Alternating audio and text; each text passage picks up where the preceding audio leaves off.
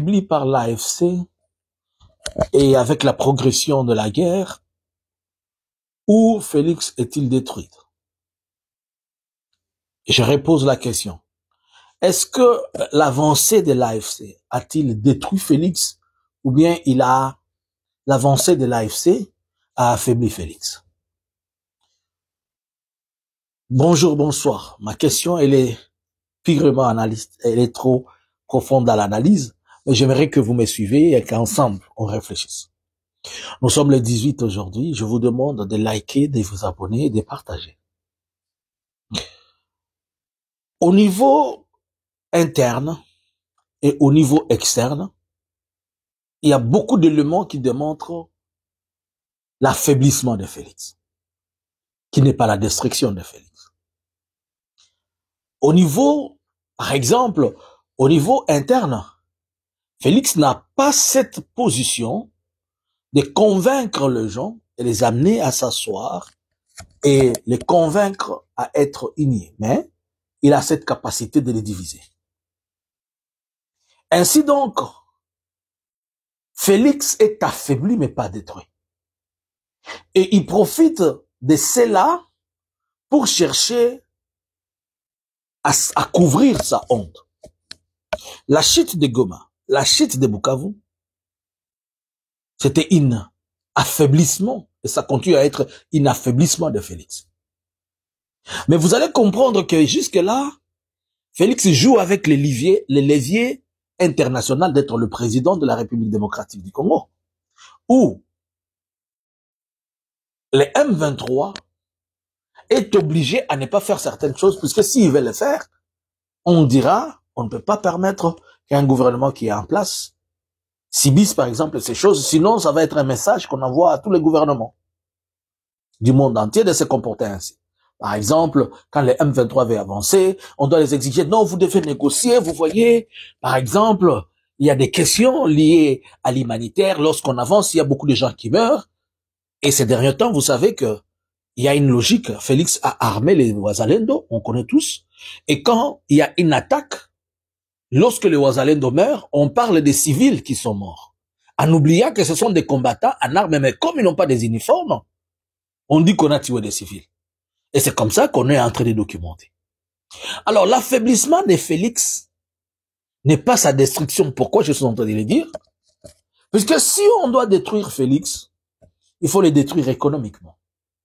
Or jusque-là, il est fort économiquement. Que je veux dire quoi? C'est lui qui a qui a la poche de la RDC. Et la poche de la RDC que Félix possède, elle vient de carré, elle vient de minerai. Je vais vous expliquer quelque chose. En République démocratique du Congo, nous avons deux grands ports. Celui de Matadi et le port de Kalundu. Là, nous sommes au sud Kivu. Et aujourd'hui, tous les deux ports sont entre les mains de Félix. Il continue à faire des entrées à Matadi. Kalundu fonctionne, c'est-à-dire à Uvira, il est tantôt plus tôt. Parce que c'est Kalundu qui relie à la fois, qui nous relie à Tanzanie, à Kalemi, en Zambie. Donc c'est un grand port, stratégiquement et financièrement. Kalundu fait beaucoup d'entrées. Et puisqu'il y a Kalundu, il desservait même jusqu'à Bukavu, Uvira, et un peu partout, même les grands nord, les gens qui prenaient leurs marchandises venant de l'axe de Dar es Salaam, il y a certaines marchandises qui descendaient par là. Et vous voyez, n'oubliez pas, il y a Kabimba où il y avait les ciments. Donc, il y a beaucoup de choses qui arrivaient à Kalundu. Bon. Félix a encore Walikale avec lui. Pour la petite information, le poumon économique de la province du Nord Kivu, c'est le Walikale. C'est Walikale qui fournit presque 40% du budget de la province du Nord Kivu. Et Félix a Walikale. Vous comprenez? C'est-à-dire jusqu'aujourd'hui, il a au moins 40% du budget du Nord Kivu. Parce que Goma, c'est la capitale économique. Et c'est la capitale politique. Mais Goma, est-ce que Goma produit quelque chose? Goma est stratégique. Mais l'argent venait de province. Mais on l'a découpé, par exemple, de plusieurs ressources autres, Kichanga et ailleurs. Allons dans les sites Kivu. Il commence maintenant, il est en train de perdre des endroits, il est en train de perdre des Kanyola, des Chabunda et tout ça. Mais il ne sent pas tellement le poids, puisque il y a encore le Maniema qui est là, qui lui réserve beaucoup de carrés miniers. Il a encore les provinces de Tanganyika ainsi que le Grand Katanga. On n'oublie pas que Bunia lui donne beaucoup d'argent avec l'or. On n'oublie pas tout l'état de toutes ces compagnies-là, dans ces zones-là. On n'oublie pas la province orientale. Donc, aussi longtemps que Félix a la province orientale, il a le territoire d'Ituri, il a le territoire de Walikale, il a la province de Maniema, il a les Tanganyika, les Sud Kivu. Félix est quitte. Il n'est pas détruit, il est affaibli. Mais là où c'est compliqué pour lui, puisque l'organe de sécurité qui devait lui permettre d'arriver à sécuriser tout ça, c'est cet organe-là qui est affaibli, c'est la FRDC. Et c'est là où je dis que son affaiblissement peut conduire à sa destruction, mais jusqu'à présent, il se sent fort. Et c'est pourquoi il n'a pas besoin de négocier. C'est pourquoi il n'a pas besoin de négocier. Tout ce qu'on est en train de faire, vous lui demandez des choses pour le peuple, mais lui, il voit pour lui. Jusque-là, les recettes montent à Kinshasa, non? Qui a déjà stoppé que l'argent n'aille pas à Kinshasa? Jusque-là, c'est lui qui gère la banque centrale, non? Qui empêche cela? Personne. Alors, vous voyez ces éléments-là, ce sont les éléments qui lui donnent la force. Aujourd'hui, il peut avoir 1 million pour corrompre Global Witness de ne pas lui faire un mauvais rapport. Il peut envoyer Kaikwamba à New York avec 10 millions. Il donne 10 millions pour freiner un rapport. Il peut envoyer 20 millions pour qu'on sorte un rapport méchant sur les groupes armés, et notamment les M23 et consorts. Et c'est comme ça qu'il l'opère. Alors, comme il a encore le pouvoir sur le finance, et c'est pourquoi il fait tout, il se balance avec la communauté internationale. Quand il y a quelque chose, il vient au nom d'un État, il vient au nom d'un pays et tout ça. Le mal, c'est que cette communauté, la soi-disant communauté internationale, elle ne comprend pas le mal du peuple, mais elle prend en elle seule le fardeau d'un système qui, ce système-là, détruit tout un peuple. Tant qu'on n'a pas encore détruit les sources d'approvisionnement financier de Félix, il ne changera pas.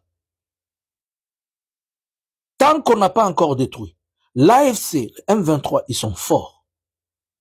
Ils ont de la belle stratégie.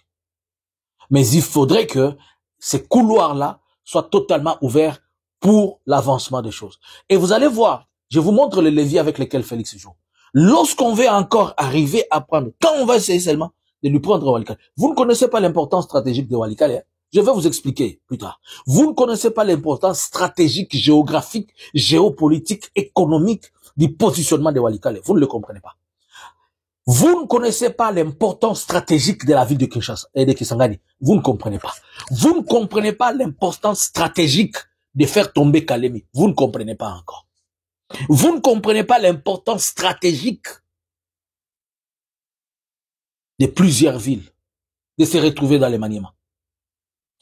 Si le M23 essaye d'avancer, il crie, on doit aller négocier.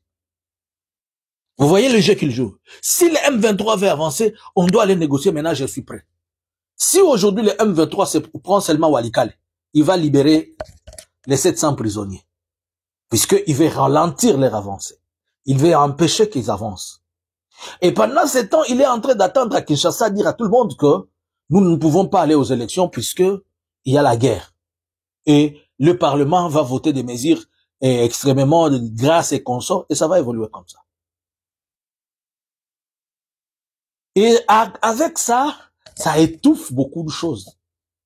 Il faudrait que le M23 avance sans pour autant se poser des questions.